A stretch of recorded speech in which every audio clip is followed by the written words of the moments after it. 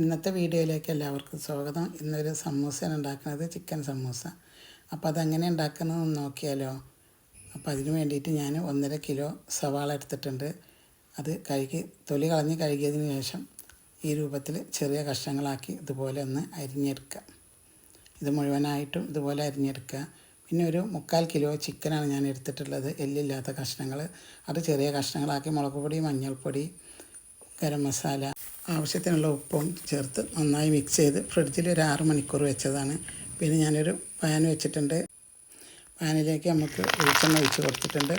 അതിലേക്ക് കുറച്ച് കറിവേപ്പില കൂടെ ഇട്ട് കൊടുക്കുക. അതൊന്ന് പൊട്ടി വന്നതിന് ശേഷം നമ്മൾ ഈ മസാല തേച്ച് വെച്ച ചിക്കൻ ഇതിലേക്ക് ഇട്ട് കൊടുക്കുക.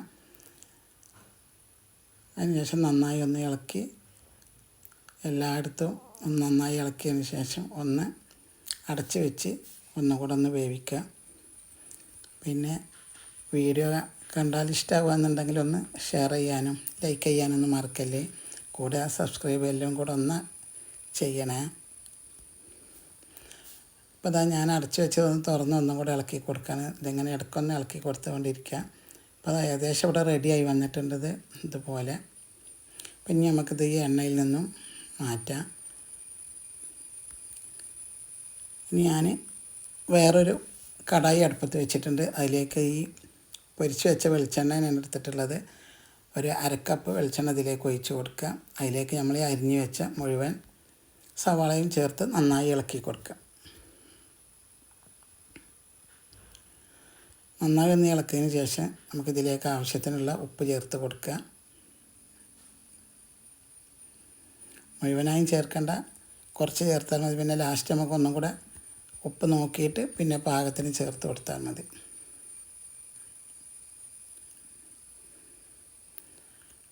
ഈ രൂപത്തിൽ ഇളക്കി കൊടുക്കുക. പിന്നെ ഞാനൊരു 2 ടേബിൾ സ്പൂൺ വെളുത്തുള്ളി പേസ്റ്റ് ചേർത്തിട്ടുണ്ട്.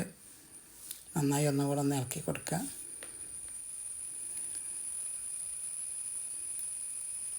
ഒരു ടേബിൾ സ്പൂൺ ഇഞ്ചി ചതച്ചതും കൂടെ ചേർത്ത് കൊടുക്കുക. നന്നായി പൊടിയായി ചതച്ചെടുത്താൽ കേട്ടോ, അതും കൂടെ ചേർത്ത് കൊടുക്കുക. പിന്നെ ഒരു കൈപ്പിടി കറിവേപ്പില പൊടിയായി അരിഞ്ഞതാണ്, അതുകൂടെ ചേർത്ത് കൊടുക്കുക. നമ്മൾ വെളിച്ചെണ്ണ ചൂടാക്കാൻ വെച്ച സമയത്ത് പച്ചമുളകും കറിവേപ്പിലയും പിന്നെ എല്ലാം ആ സമയത്ത് ഇഞ്ചി വെളുത്തുള്ളിയൊക്കെ ചേർത്തിട്ട് അതിലേക്ക് ഉള്ളിയിട്ട് കൊടുത്താലും മതി. അപ്പോൾ നല്ല ടേസ്റ്റാണ് കേട്ടോ. പിന്നെ 1/2 ടീസ്പൂൺ മഞ്ഞൾപ്പൊടിയും 1/2 ടീസ്പൂൺ മുളക് പൊടിയും 1 ടേബിൾ സ്പൂൺ കുരുമുളക് പൊടിയാണ് ചേർത്തത്. എല്ലാം കൂടെ നന്നായി ഒന്ന് ഇളക്കി കൊടുക്കുക. 3/4 ടീസ്പൂണും കൂടെ കുരുമുളക് പൊടി ചേർത്തിട്ടുണ്ട്, എരിവ് കുറവാണ്. അപ്പോൾ അങ്ങനെ എല്ലാം കൂടെ നന്നായി ഒന്ന് ഇളക്കി കൊടുക്കുക. 1 ടീസ്പൂൺ ഗരം മസാല കൂടെ ചേർത്ത് കൊടുക്കുക. പിന്നെ ഒരു 3 മീഡിയം സൈസ് ഉരുളൻകിഴങ്ങാണ്, അത് പുഴുങ്ങി തൊലി കളഞ്ഞ് ചെറിയ കഷ്ണങ്ങളാക്കി അരിഞ്ഞെടുത്തതാണ് ഇത് കേട്ടോ. അതുകൂടെ ഇതിലേക്ക് ചേർത്ത് കൊടുക്കുക.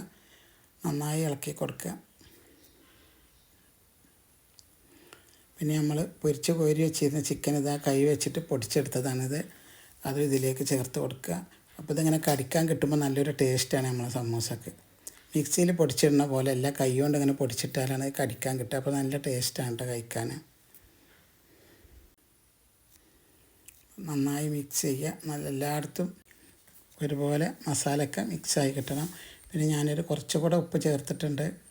പിന്നെ നമ്മൾ അരിഞ്ഞ് വെച്ച മല്ലിയില കൂടെ ചേർത്ത് കൊടുക്കുക. നന്നായി മിക്സ് ചെയ്യുക. നന്നായി മിക്സ് ചെയ്തെടുക്കണം എല്ലായിടത്തും എത്തുന്ന രൂപത്തിൽ.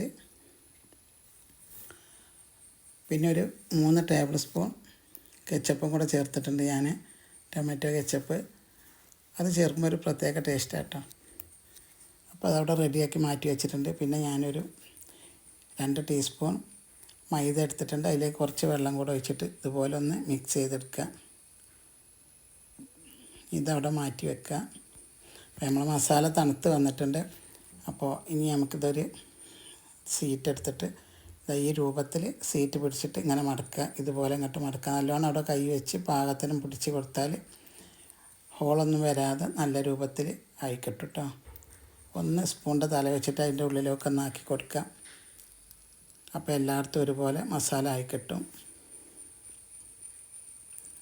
പിന്നെ അത് ഇതുപോലെ പതുക്കെ ശ്രദ്ധിച്ച് ഈ ഭാഗം നല്ലപോലെ ശ്രദ്ധിച്ച് മടക്കുക. പിന്നെ നമ്മൾ മൈദ കലക്കി വെച്ചില്ല ഈ രൂപത്തിലൊന്ന് തേച്ച് കൊടുക്കുക. എന്നിട്ട് പതുക്കെ ശ്രദ്ധിച്ച് ഒട്ടിച്ച് കൊടുക്കുക.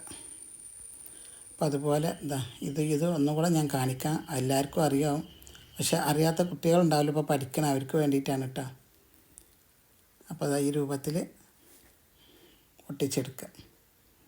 മസാല ആയി കിട്ടിയാൽ പിന്നെ പെട്ടെന്ന് ഉണ്ടാവാൻ നമുക്ക്. പിന്നെ വേറൊരു കടായി വെച്ചിട്ടുണ്ട്, അതിലേക്ക് ഞാൻ ഓയിലാണ് ഒഴിച്ച് കൊടുക്കുന്നത്. അത് ഇന്നലെ രാത്രി ഞാൻ റോൾ ചെയ്ത് വെച്ചാണ് കേട്ടോ. ഫ്രിഡ്ജിൽ വെച്ചായിരുന്നു, ഫ്രീസറിൽ 3 മണിക്കൂർ പുറത്ത് വെച്ചതിന് ശേഷമാണ് ഇപ്പോൾ ഞാൻ പൊരിക്കുന്നത്. ഈ രൂപത്തിൽ നമുക്ക് ഓരോന്നിട്ടിട്ട് ആദ്യം എണ്ണ നന്നായി ചൂടാക്കുക, പിന്നെ ഒന്ന് തീ കുറച്ച് വെക്കുക, എന്നിട്ട് ഇട്ടിട്ട് നല്ല കുറച്ചിടണ്ട, നന്നായി കൂട്ടിയിടണ്ട, അതിനെ പാകത്തൊരു ചൂടിലിട്ടിട്ട് ഈ രൂപത്തിൽ പൊരിച്ചെടുക്കുക.